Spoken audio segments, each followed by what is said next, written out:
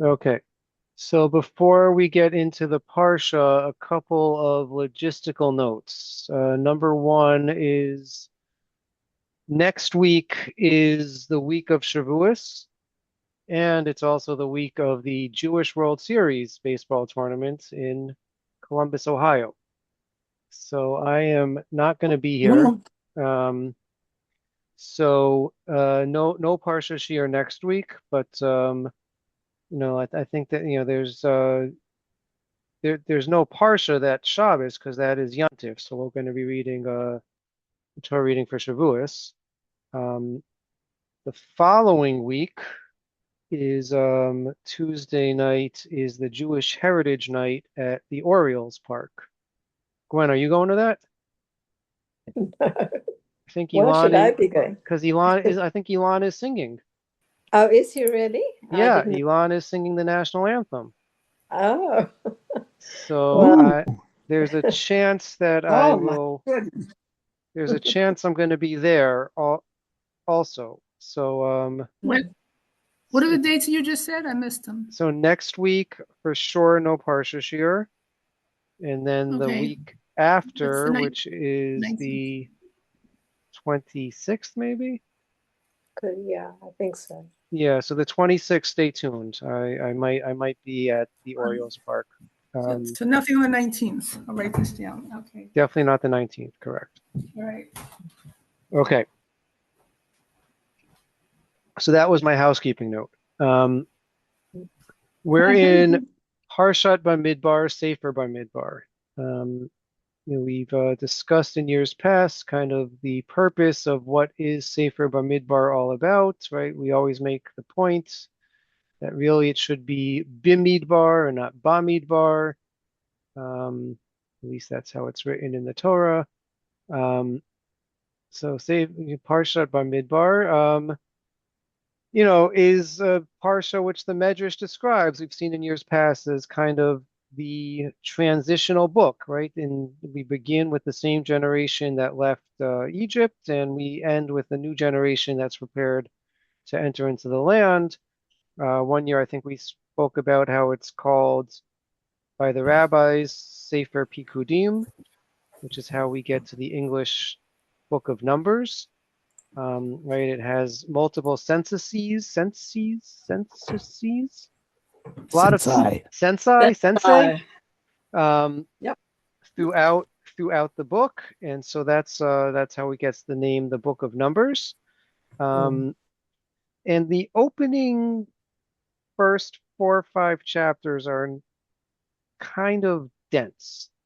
They just give us the details of really there's four censuses that two censuses, each one that is kind of repeated.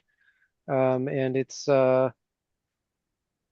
there's a lot that's said about it. A lot of if you look, what people write about, what people teach about for say for Parshat Bamidbar.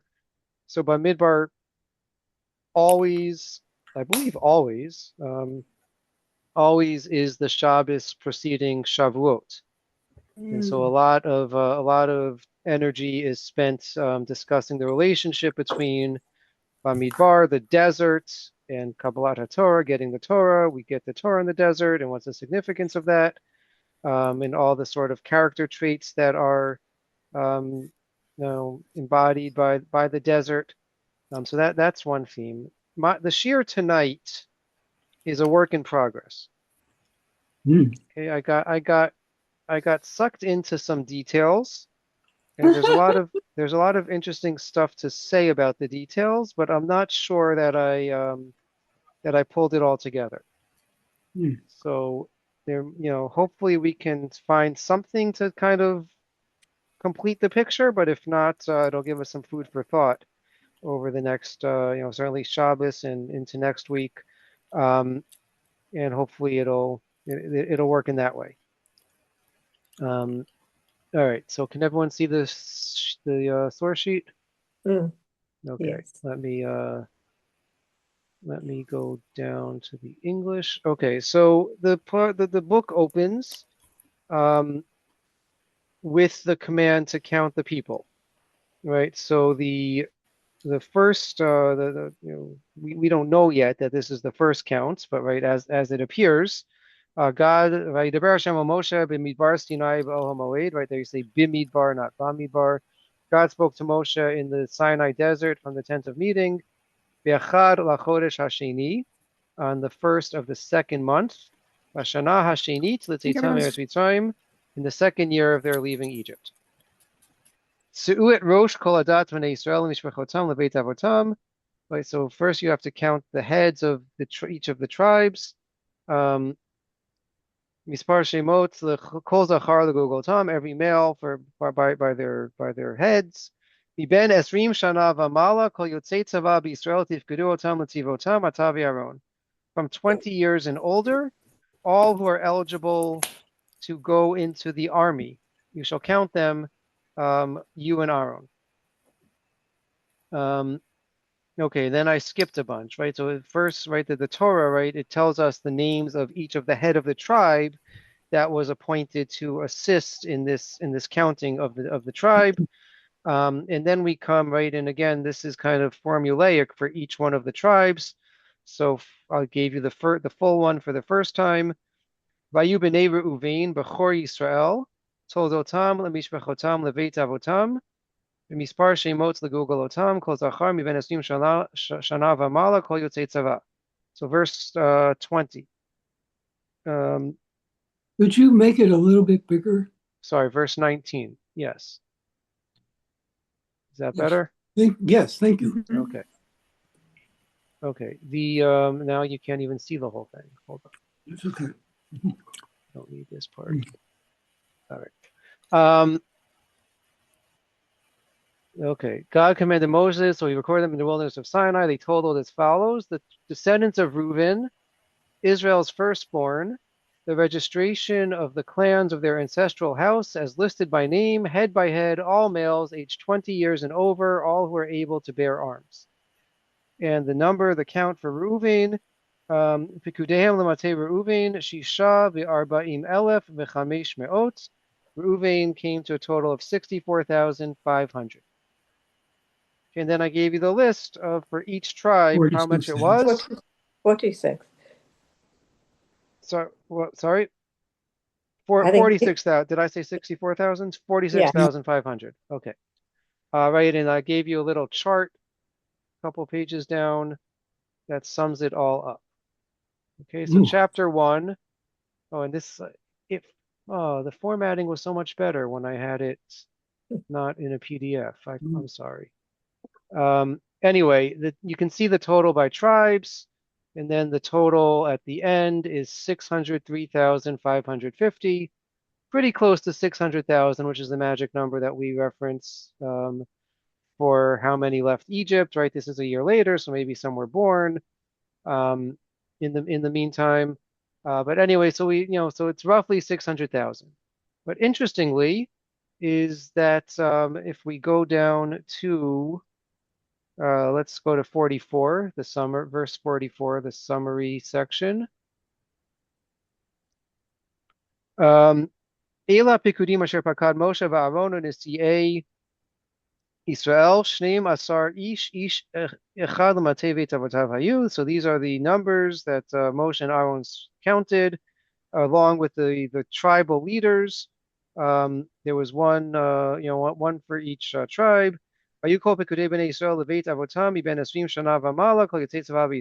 all the numbers, the numbered ones for the Jewish people who were 20 years and over, who would go out to battle. There's the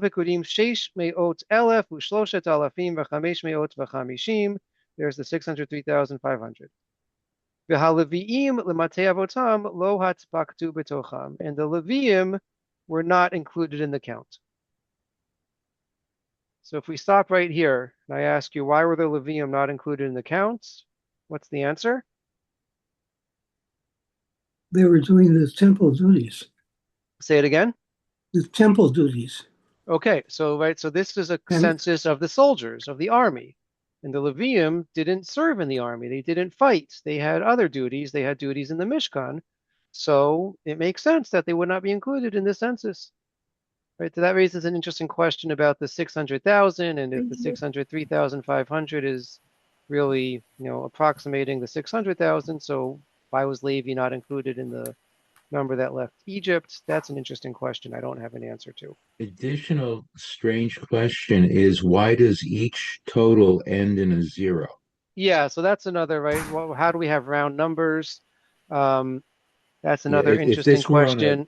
a spreadsheet from a business and it all ended exactly 000, the auditor would have questions because real life doesn't do that. Correct. But again, if this is the survival of Bnei Israel is miraculous, Exodus from Egypt miraculous, then even numbers, but just why? Yeah, Why did it have to be? it's curious. It's definitely curious. Okay, so then so continuing in verse 48, Vaydaber Hashem el Moshe lemor, Achet matei Levi lo tifkod v'tosham lo tisa b'toch bnei Israel. So do not count the tribe of Levi with the rest of the Jewish people. V'yatah hafkedet haleviim al mishkan ha'idut ve'al kol kelav ve'al kol asher lo hema yisu et hamishkan ve'al kol kelav ve'hema yishartuhu v'saviv lemishkan yachanu.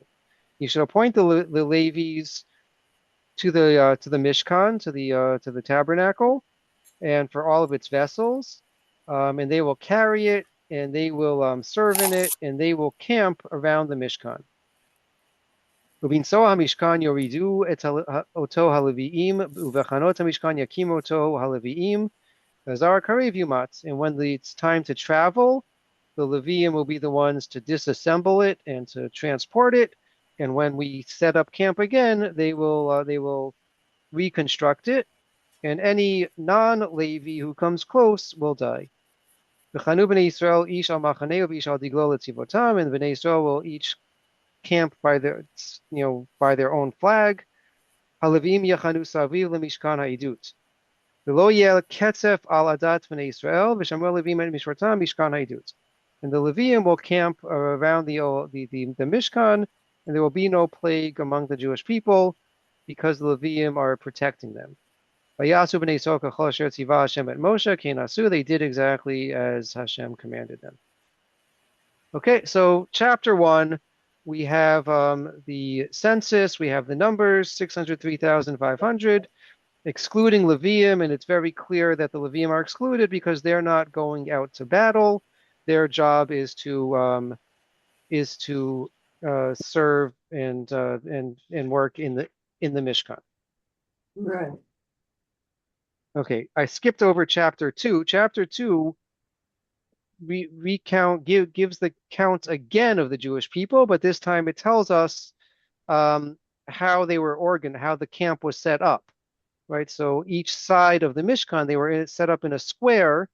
Each side had one tribe that was sort of the head of that side of the camp, and then two other tribes with it. And I checked, the numbers are exactly the same from chapter 1 to chapter 2. 603,500. And so there's interesting stuff that's said also, again, not for tonight, about the order of the tribes, how they're presented, both in chapter 1, right? It begins with Reuven, who's identified as the Bechor, but it doesn't follow in birth order throughout. And then in chapter 2, right, which tribe is the head of each side of the camp? There's some stuff to say about that. Okay, so that's as far as the nation goes. If we go to source number 2, which brings us to chapter 3, so this is when the command is given to count the Levium. And here we see, Vaydaber Hashem el Moshe lemor, Hakrev et matei Levi, v'amadata oto lifnei Aaron hakohen v'shertu oto. So God speaks to Moshe saying, bring forth the tribe of Levi, and they'll serve Aaron. V'shamru et mishmarto et mishmeret kol ha'ida lifnei ol moed, lavot et avodat hamishkan. So again, they're going to be protectors, they're going to serve in the Mishkan. V'shamru et kol klei ohel moed ve'et mishmeret b'nei Yisrael lavot et avodat hamishkan, and they'll protect and guard the vessels of the Mishkan, and they will protect the Jewish people. So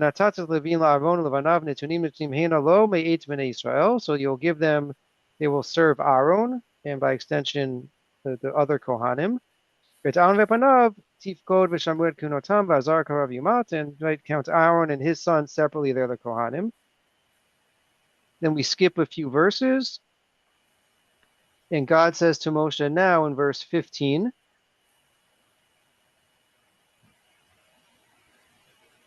Pekod b'nei Levi leveit avotam l'shmechotam kol zachar miben chodesh v'mala tifkedim. So you're going to count the Levium from the age of 1 month and older. Okay, so is that well, why 1 month? Where does that come from? Jonah Ben. Okay, so 1 month is Pidyon Haben. Good. We do have that somewhere else. But right, meaning like if their job is to serve in the Mishkan, do 1 month olds have the capacity to serve in the Mishkan?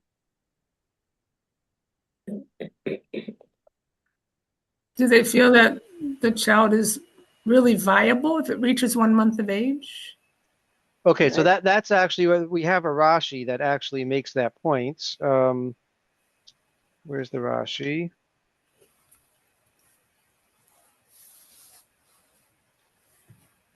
Source number 4, a couple pages down. So Rashi says, right, mi ben chodesh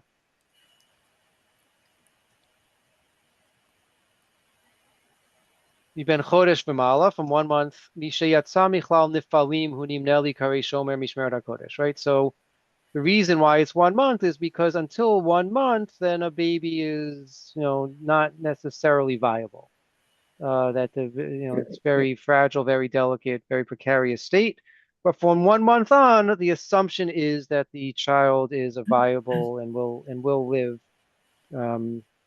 So that's why we get 1 month and not from 1 day. And we'll see in a moment the Medrash actually asks that very question. But again, it's strange. But why are we counting them from, call it from birth, from when we, have some measure of confidence that they're going to live, but they can't do anything yet. They're little babies. You need to be fed, right? They definitely need to be fed. And if you're a Levi, ultimately there's no way of earning a living aside from donations or tithes. So maybe it's Okay. necessary for counting them that way so that we have Okay. an idea of like how many mouths to feed times 2. Interesting. I mean, yeah, maybe, but month-old babies aren't eating produce, right? They're nursing.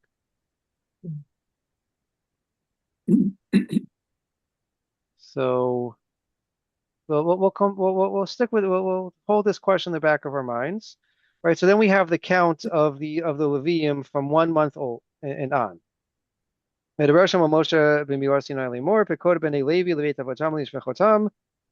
let me go back to where I'm reading.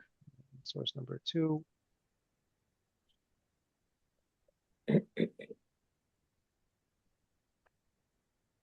Picking up in verse 14, God spoke to Moshe in the Sinai desert, saying, count the Levites for their family, every male from 1 month old. Vayvchod otam Moshe al pi Hashem kasher tzuvah.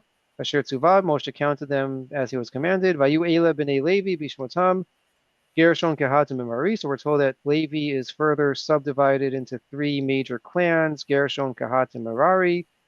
The Gershon, Mishpachat HaLivni, HaMishpachat HaShimni, Eila He Mishpachot HaGershoni. So Gershon is comprised of the Livni and the Shimi clans. Pikutehem b'mispar kol zachar miben chodesh v'mala, pikutehem shivat alafim v'chamesh me'ot.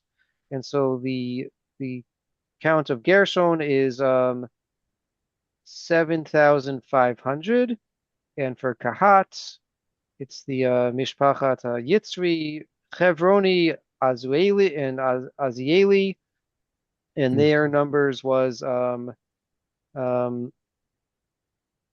Alafim V'Sheish Me'ot, 8,600. And then we have Merari, the Machli, Mushi, and their number was Kol Zachar Miben Chodesh V'Mala, Sheishet Alafim U'Matayim, 6,200. Okay, so back to our charts. 6,000, so a total of 22,300 is what the Torah tells us. Sorry, verse 39. Kol pekudei Levim asher fakad Moshe va'aron al pi Hashem lemishpachotam kol zachar mibachor shamala shnayim ve'esrim elef. Was the word descendants used before this? The word descendants, Yes. where do you see descendants?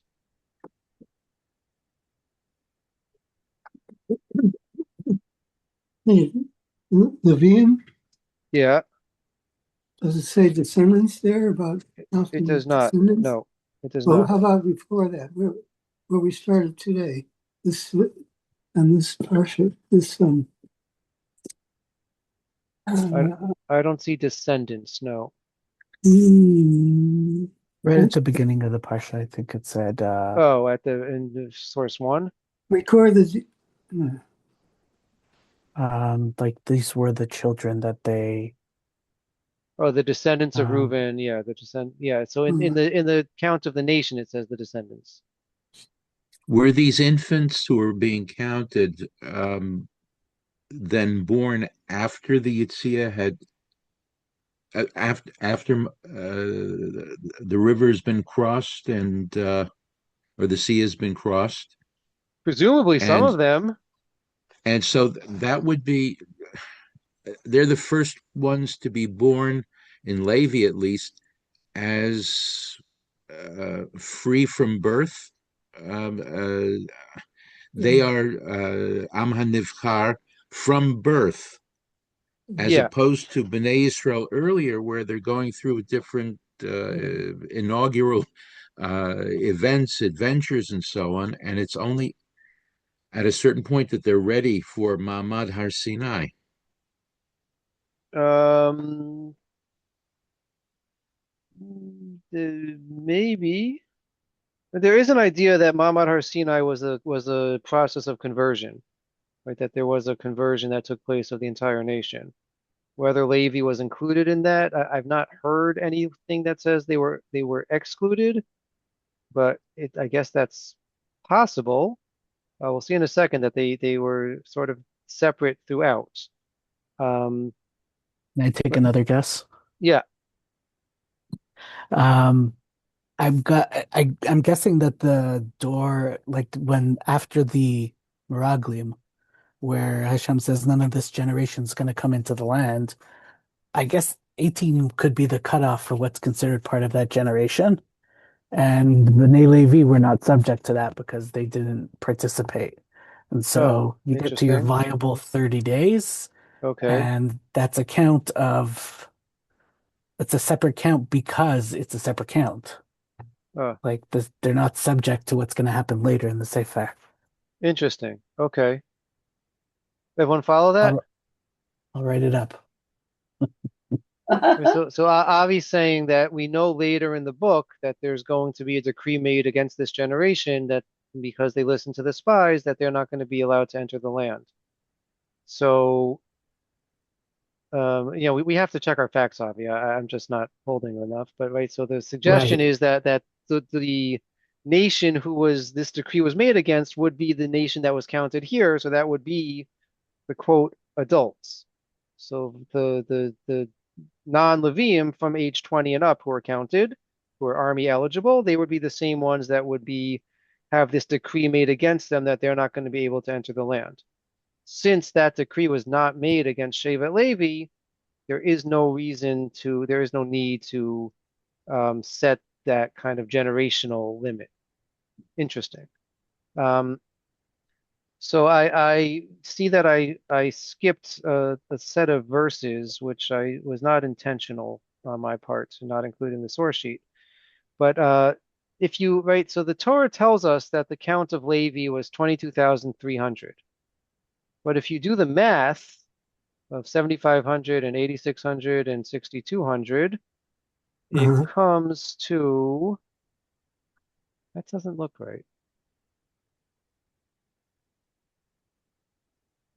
22,000, is that right? Yeah. Yeah, that's Yeah. right. Yeah. What are the numbers to the left? 1.23, 1.25. Oh, sorry. If you do the math, it's 22,300. The Torah tells us it was 22,000. Right? That was verse 39. Kol pikudim halevim asher pakat Moshe v'Aaron al pi Hashem lemishpachotam kol zachar miben chodesh amala shnayim ve'esrim elef. The total was 22,000. So why do we have a 300 discrepancy? So the inference? Does it have to do with the firstborn? Yes, this is the section. So there's a very complicated continuation of chapter 3, where it tells us that the Levium take the place of the Bechor, of the firstborn, in serving in the temple. And the Torah tells us that there were 267 firstborns that were then redeemed and switched with the Levium.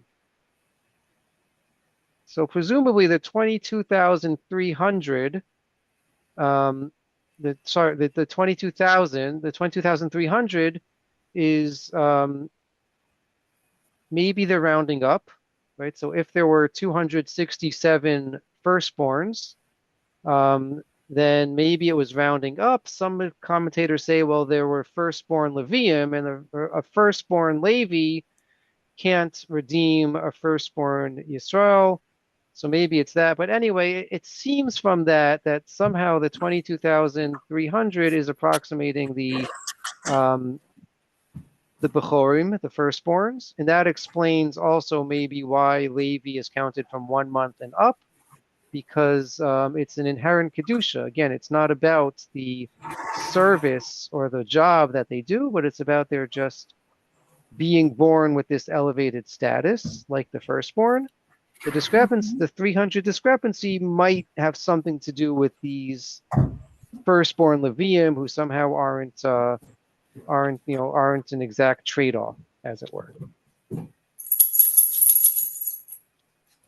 Then we have one more count of the Levium in source number 3, chapter 4. And here Moshe is told to count the Levium, iben shloshim shana v'mala va'ad ben chamishim shana. Kol habala tzava l'avoda ba'ol moed. From age 30 to age 50, those are the ones that are going to serve in the Ohel, in the Mishkan. Okay, so for the general population of soldiers, the count is from age 20 upwards. For the Levium, in the first count, it's from 1 month up. And now we're told that the serviceable Levium, doesn't sound nice to say it that way, but the ones that are going to be actually working are from 30 to 50.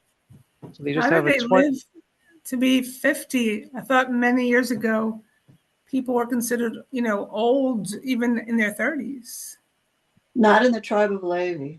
Yeah, but I mean, if we look in the Levi is Torah, known for its longevity in counting Rashi's famous count that goes all the way back to Yitzchak and forward. How do we get this many years and all of that? And then we notice that the Levies lived longer than others did by nature. I mean, they had great longevity. if we look and see for Breshit, people were living hundreds and hundreds and hundreds of years, right? Yeah, so I don't know. That's a interesting question for a different time about average ages and all that. But if you, again, we don't need to go through all the numbers again, but if you go back to the chart from chapter 4, so then you see that these Levium from 30 to 50 total 8,580. Okay, so if you, even if you want to be generous and add that with the ones from 1 month and older, so you have what? That's 31,000. Arthur, what's the exact number? Better at numbers than me. 22,3 plus 8,580. 24. 3,880. 30,880. 30,000, yeah. 30,880. That's a humanities math question. Yeah. Because you can add it from the front. Right. So 30,000. So this prompts an interesting question from the Ramban. Let's go to the Ramban first. The Ramban is source number 6.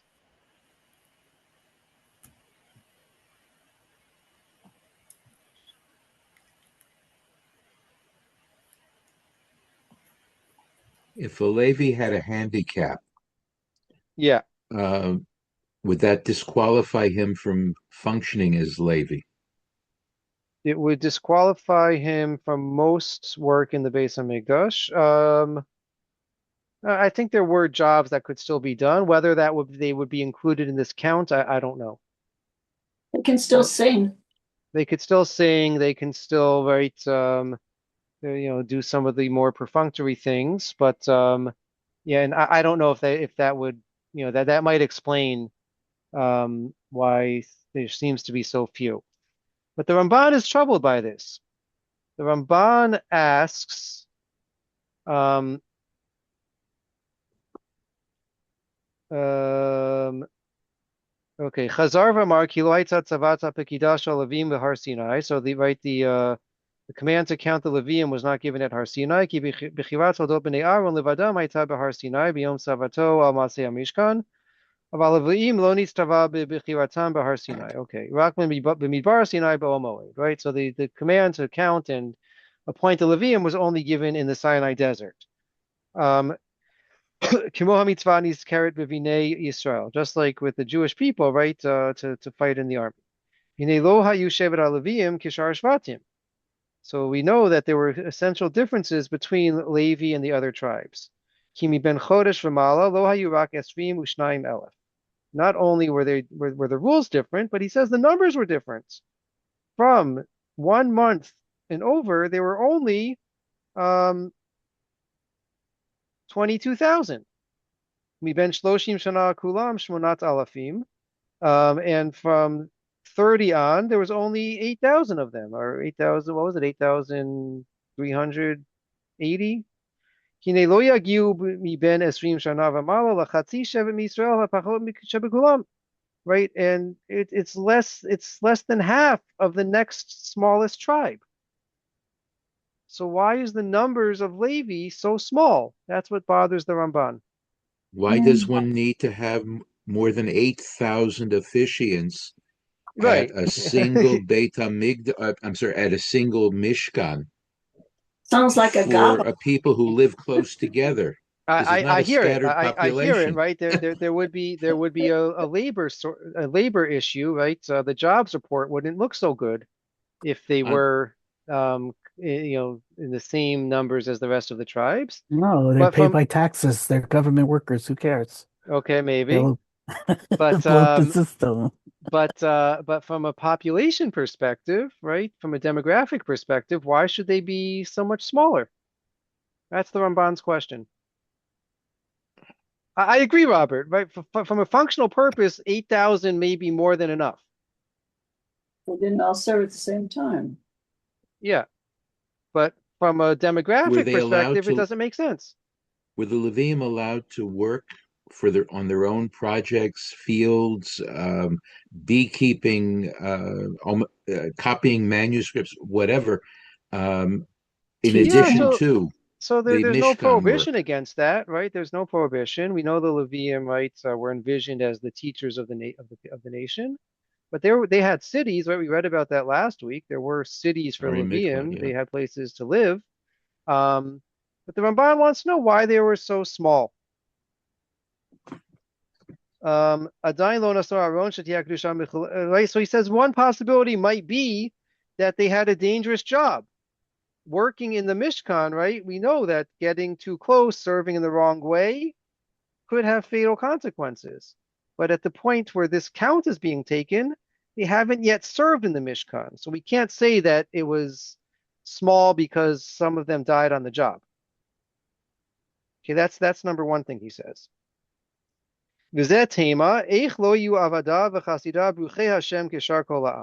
Levi is the preferred nation, the preferred tribe, how could they be so much smaller than the rest of the nation?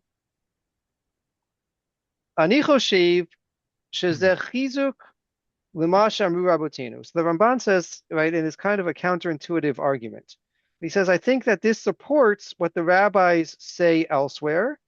Ki shivto shel Levi lo hayu b'shibud melechet Mitzrayim uvad avodat perech. That the Levium were not subject to the servitude in Egypt. Right? Even from the days in Egypt, they were somehow separated out. They didn't work as slaves. So you'd say, well, if they don't work as slaves, I would think they should be bigger than the other tribes, right? But that's the Ramban says exactly the opposite. Kine Yisrael asher me'eru hamitzrim et chayehim b'avodah kasha kedei lema'atam. Right, the rest of the nation, whom the Egyptians subjugated and made work very hard, kedei lema'atam. Right, the Egyptians' intention was to make the nation small. But God made a miracle and says that the more the Egyptians oppressed them, the more the Jews multiplied and gave birth. Kasher ne'emar od b'gezerat imbenhu v'amitin otan v'yarev aham v'yatzmu me'od. Right, so we have multiple accounts where the Torah says the more that the Egyptians made life difficult, the more that the Jewish people multiplied and had many kids. Because God was saying, like, let's see who's really going to have the final word, me or them. Aval Shevet Levi, Hayu Parim V'Rabim Kederech Kol Haaretz. Since the tribe of Levi wasn't subjugated in Egypt, therefore they weren't part of this miraculous population growth. They had normal population growth, as one would expect of a family of a tribe that's not subjugated. So their small numbers are in fact the normal numbers that we would have expected. And the other tribes all had inflated numbers because of the great miracle that God did for them in Egypt. That's the Ramban's suggestion. Everyone get that? Is there any place in this for the tradition about the 80% who vanished, died in the darkness? I mean, only to say that so they must have been much, much greater, Yeah, right? And large presumably that would numbers. not have included Levi. So yeah. So But yeah, that means Moshe and Aaron and Miriam and so on were raised in a different environment in their right. family, in their immediate family, than most of Bnei Yisrael. Yeah.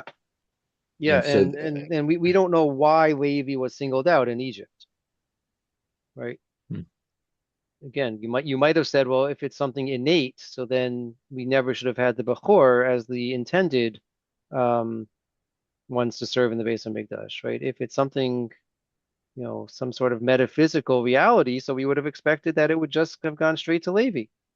Ribono Shel Olam Chishevet Aketz. Yeah, God knew. And so, no, it should have been the Bechor, Yeah, the class of firstborn, but it wasn't going to be.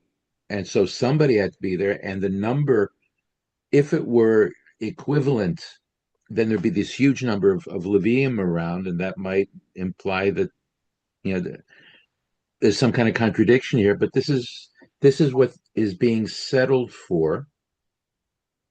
This is the crew that is available, and they will do what needs to be done to the best of their ability. yeah, yeah. God certainly knew what was going on, but we're just trying to make sense of it for us lowly humans, right? Um, so the Ramban gives another, whether this is explanation two or kind of a offshoot of the same thing. Maybe this is because of the curse of Yaakov against them. Remember, Yaakov curses Shevet Levi along with Shimon because of what they did to the city of Shechem. So he says, Shimon shu achshav merubeh be'uchlusin nitma'it b'knisato la'aretz l'22,000. Even though Shimon right now forget how many were in the census of Shimon. But Shimon, even though right now they were very numerous, by the time they come to the land, yeah, Shimon was 59,300 in our count. By the time we enter the land, it's been reduced tremendously. Esrim Ushnaim Elef, to 22,000. The Levi Shuv Shevet Chasidav Lo Nitma'it V'Magifa. And Levi, right, wasn't diminished in the plague from the result of the spies or whatever, or Korach or whatever other things happened in the desert. So Levi had to be small the whole time through. That's what the Ramban suggests.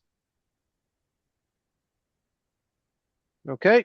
Again, like I said, really interesting stuff. I don't really have a way of, I'm not sure what the lesson of all this is, but I think it's really interesting. I hope you agree. The Or HaChaim brings the Ramban and rejects him. He says, I don't agree with the Ramban. Let me just give you the English. Okay, we'll pick up where it says number 3. Right, so the first thing he just brings the Ramban, summarizes it, and says, I don't accept it. I don't think the Ramban is correct. V'hanachon be'inayhu, ki shevet Levi maseh achad lahem kemaseh Amram, asher shalach et isho b'shvil gzeirat ben hayilot. So he says, in my understanding, the reason that Levi was smaller than the other tribes is because of the story we know of Amram. What's the story of Amram? So Paro gets very nervous. He sees that the Bnei Israel is multiplying and having lots and lots and lots of kids.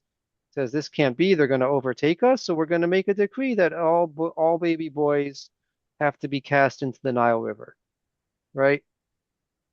So they hear this decree, and Amram, who was the tribal leader or one of the tribal leaders, says, "I don't want to have to kill my child." So what does he do? He divorces his wife. He separates from her. And then, right, then it's the beautiful story of right, Miriam, the daughter, who was already born, comes to him and says, "You're worse than Paro." Because Paro lo gazar el zacharim. Paro's decree, as horrible as it is only against baby boys.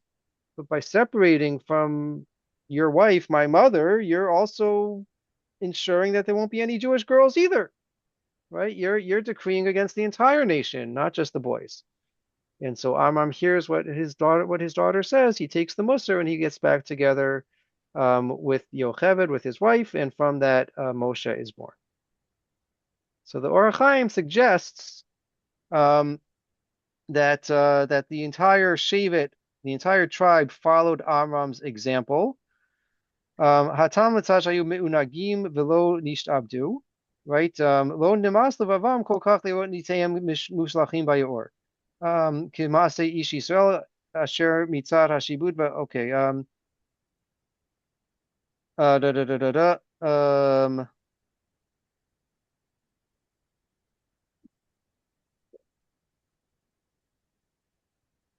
So he again he recognizes that Levi maybe had a different status. They weren't working. Maybe it's you know they might have had different calculations, but no, but despite that, v'zelach ot ki Amram shilach et ishto lo tzvach hakatuv lo dia et hadavar shegam ba'Amram lo higid hakatuv anyan ela mehaskalat inyan nodal lenamed al kol shivto yatsa. Okay, even though this story isn't in the Torah, we have to sort of tease it out from the details of the Torah. Fine. But the entire tribe followed in his example. Zohi sibat miutam, and this is the cause of their being small in number. Ki'im gidayim ein teyashim. If there is no, I lose the analogy. If there are no goats, there can't be any lambs. Hagam shematzinu she'Amram hechazir grushato. Even though Amram brought his wife back and reunited with her, Ein liomod mimenu shekulam hechziru. That doesn't mean that the rest of the tribe of Levi reunited with their wives. Right? Because this thing came to Amram in prophecy or because of his daughter Miriam. כמו שאמרו גם כן בפסוק ותצבח אותו, שאכל לראות מה יהיה בנבואתו. Im Tomar La, okay, so right, so Amram had some special reason why he brought his wife back. But the rest of the tribe of Levi, which separated from their wives, never had any divine message or daughters whispering in their ear, telling them to bring to reunite with their wives. V'im Tomar Lama Shevet Ben Torah Yaseh Mi'ut Pri. And if you'll say, okay, so he says that's the explanation for why Levi was small, because when the rest of the nation was having these miraculous, births, multiple births, whatever it was, Levi was separated. They were not having any children in Egypt, and so they were set on a very different demographic course. V'im Tomar, Lama Shevet Ben Torah Yaseh Miut Pri. How could it be? You might ask. The tribe of Levi is the Torah teachers. They're the holy ones. They're the ones who are supposed to know what's up, right? So there's a mitzvah to procreate. There's a mitzvah to have children. How could they not fulfill this mitzvah? Ulai shadanu ba leman lo nigal arik v'lo neled la behala. Right? Quotes the pasuk from Yeshayahu that maybe they made a calculation in their head that we shouldn't toil in vain and give birth for nothingness, right? Meaning if the children are going to be killed, then there's no point. There's no point. There's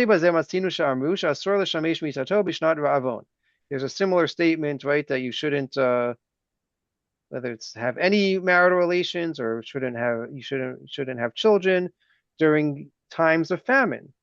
Even though there is a diminishing of procreation by not having marital relations. And so they made a similar calculation when it came, right, if you can't have male children, if you can't have boys, so then ultimately it's the demise of the entire nation.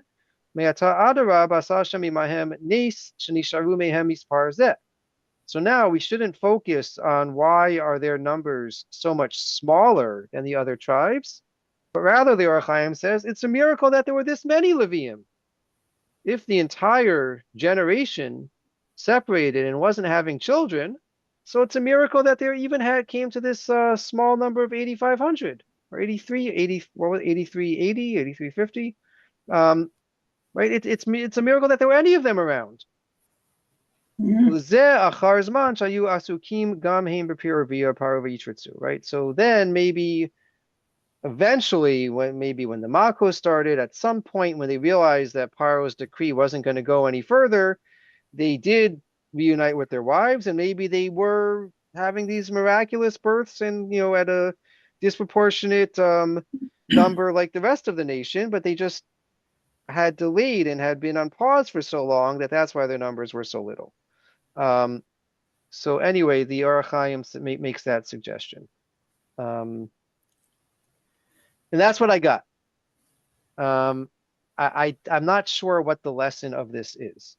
I'm not sure what, but I thought it's really interesting. I mean, first of all, it's always kind of fun, at least for me, it's fun to go down those rabbit holes of, just checking the math and wondering why it's perfect round numbers and what is their significance to the number.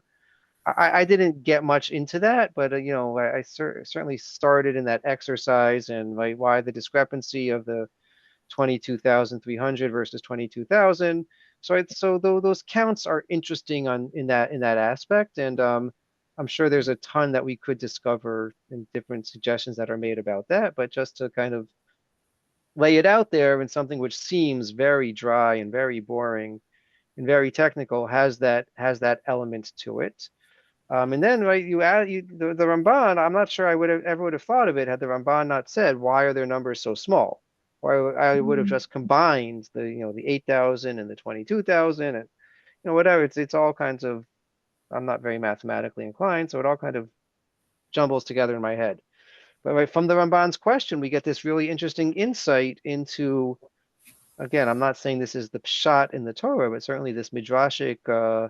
Aggadic account of what was going on in Egypt, what made Shevet Levi, the tribe of Levi, unique and separate. It's really interesting stuff.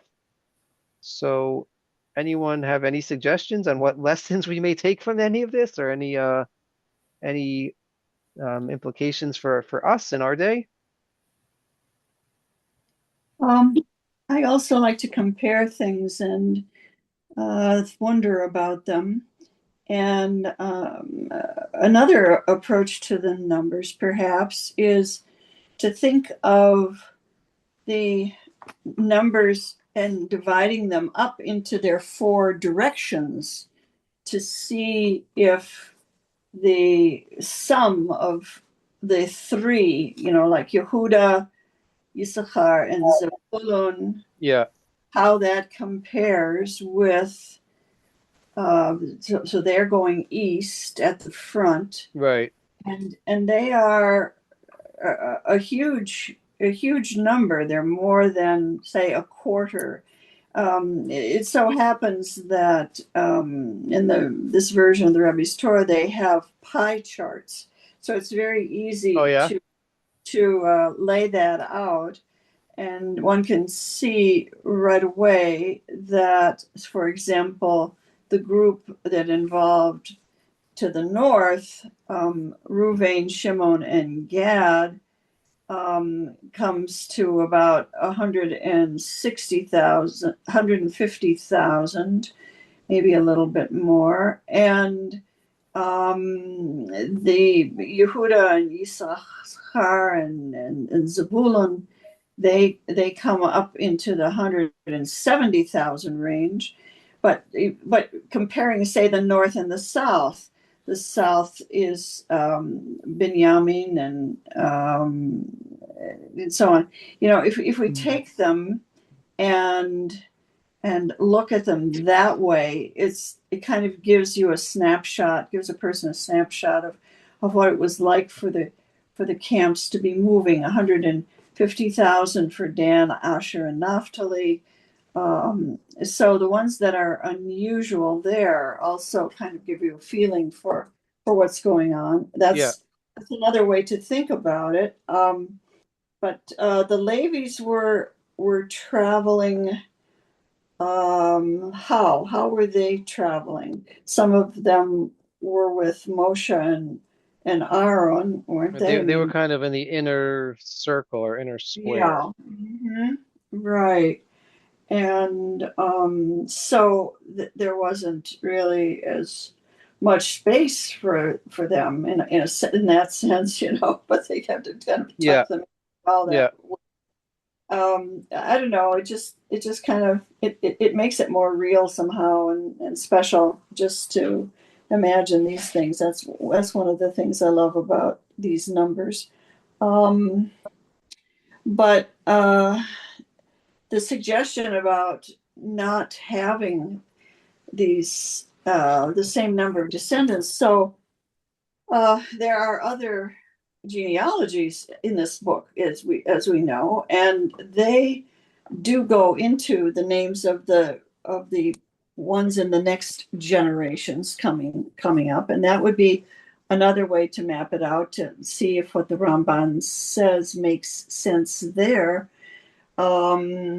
It's not easy to do because we know we have a certain amount of information, and we know it's tailored to a particular point, but it may not include everything that we really need to know to answer these questions. I happen to have a friend who did a dissertation on these, oh, and he was amazed we should get your at friend to teach the class next year. Robert Wilson is his name. Uh-huh. He learned so much about the function of genealogies, so that they actually are quite tailored to certain points, and they don't always answer all of our questions directly so much. But here it seems there's a good go at it. But another way of looking at it is to ask what the amount of learning that the Levies had to do, and what the roles of the the wives or the mothers of the Levies were. I can't help but wonder about that, Yeah. to make certain that their children really were learning well, and they knew they probably would be living a long time, so their lives were quite different perhaps than the lives of the other women. And I just, of course, very curious about that. But I could imagine that the amount of time spent in educating the Levies and the responsibilities on the parents for making sure that they were really learning, and certainly the Kohanim, was very great. And it may have meant that they didn't think so much about having a whole lot of children, but they had to have children who were very learned, and maybe that made a difference too. I don't know. Yeah, So, interesting. Yeah, could be. Could be. uh, I'm All right, I'm so there's curious. definitely more work to be done here. I'm yeah, just yeah. curious if we compared it to the 70 that go down to Mitzrayim, how those like numbers align. Mhm, Just Yeah. in terms of like who has what when they go down. And Right. then I think the big question that I've always felt like Moshe was kind of a loner and apart from all of Bnei Israel, right, in the Hmm. whole story. But now I'm wondering if like Levi, like more and more, Levi was separated and apart from, um, and they're sort of being set up as this um special status. And Yeah. I wonder if that's the message really. Like this was just the structure. Levi was always going to be at top in terms of the sort of intellectual spiritual. It probably parallels something in Egypt, in terms of how many priests are there. But it may be a little too far on that one. But still, I think that there's something over here about like maybe the perspective of like this is the ideal of leadership and this is how it should work, and that the exclusivity of that position kind of manages the numbers themselves. I don't know. Yeah. mhm, It could very well be. If you the metrics that we skipped over does pick up on one element of that, which is right, it says even in the count in the 70, the count of the 70 going down to Egypt, we see that Levi played by different rules, and that right, so it's probably familiar to us, right, by the inclusion of Yocheved, Moshe's mhm. mother, who Mhm. was, it says, was born as, at the border crossing, Int- basically. right. So On the plane. so you can check out that medrash, which plays that, teases Yeah, that she out was counted from slightly. birth, not from a month. From Right. birth, yeah. So Mhm, right. mhm. So yes, and it's worth checking out the measures if that's of interest to you. But anyway, we're gonna stop now. We're coming at 9 o'clock. As I said, no Parsha Shiur next week, and stay tuned about the 26th. Um, and it is the Jewish Heritage Night at the Orioles game. Um, there's some free giveaway with Orioles written in Jersey. Hebrew, which might be exciting for some people. And but more exciting, I think, is that Elon and his choir are going to be singing the national anthem. I mean, So most exciting Oh, of all is that Gwen might be there. but Gwen's just finding out about it, so now we got to get her a ticket. Yeah, Um, that's it. so anyway, Just like cricket. so stay tuned. I'll have a decision shortly on that one. But anyway, have Thank a you. wonderful night, and we'll hopefully see everyone in shul on Shabbos. Bye. Thank Thank you very you. thank you, much, Rabbi. Rabbi. Thank you. Thank All you right, so thank much. you. Lila Tov. Lila Tov.